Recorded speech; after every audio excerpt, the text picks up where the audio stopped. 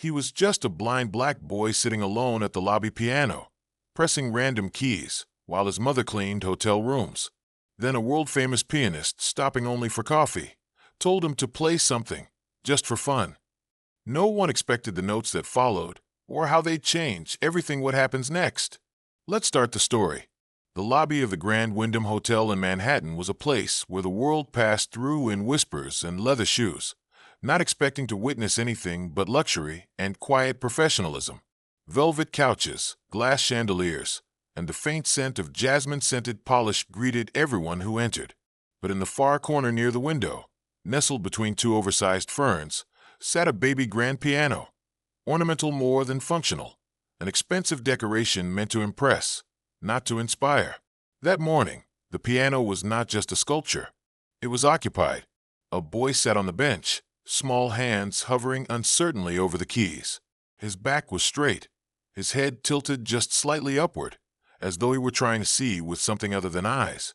His sunglasses were a bit too large for his face, and his left shoe was untied. He couldn't have been older than 10, and he was blind. His name was Micah James, and his mother worked housekeeping on the 21st floor. She had begged the hotel manager to let him sit quietly in the lobby after school, just for an hour, so he wouldn't have to stay alone in their tiny apartment in the Bronx. She said he was quiet, respectful. She didn't mention that he had perfect pitch. Micah had never taken a piano lesson, not formally. What he did have was time, long hours alone while his mother worked, long nights of listening to classical music on a donated radio, and a set of fingers that seemed to understand music like it was language. So, he sat each day for a few minutes after school and gently played. Not full songs, just pieces, notes, sounds he remembered. He didn't play to impress. He played to understand. On this particular day, the man who stepped into the lobby at precisely 4:18 p.m. didn't expect music. He was Alaric Voss, the world-renowned concert pianist, known for playing with the Berlin Philharmonic and for turning emotion into something audible. He wore a navy trench coat and sunglasses, even indoors. He just arrived from a rehearsal and was on his way to a press dinner. He only entered the hotel to grab a coffee from the private lounge.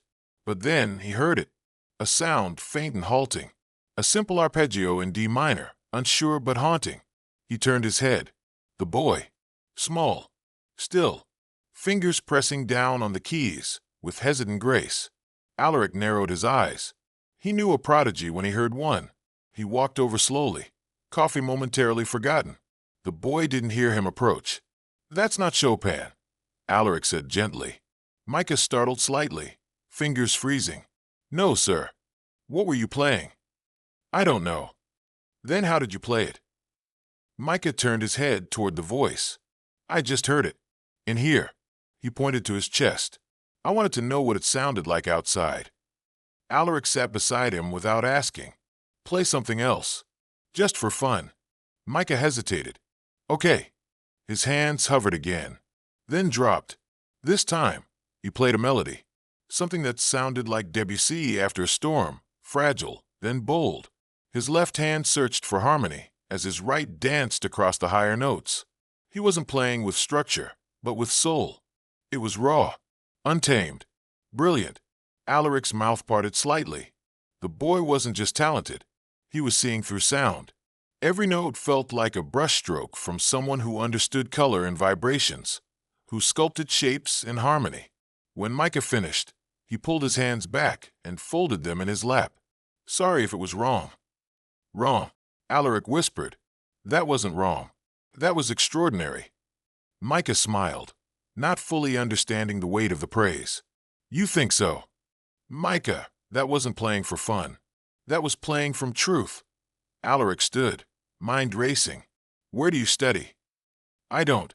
Mama says maybe one day, but pianos cost a lot." Alaric turned to the concierge. "Who is this boy?" The man blinked. "He's, one of the housekeeper's sons, I think. She usually picks him up after a shift." "Get her. Now." 15 minutes later, Tanya James came down the elevator, still in uniform, confusion written across her face. "Did something happen? Is Micah okay?" "He's more than okay," Alaric said, stepping forward. Who? I'm Alaric Voss. Her face went pale. The pianist? From, yes. Your son is a genius.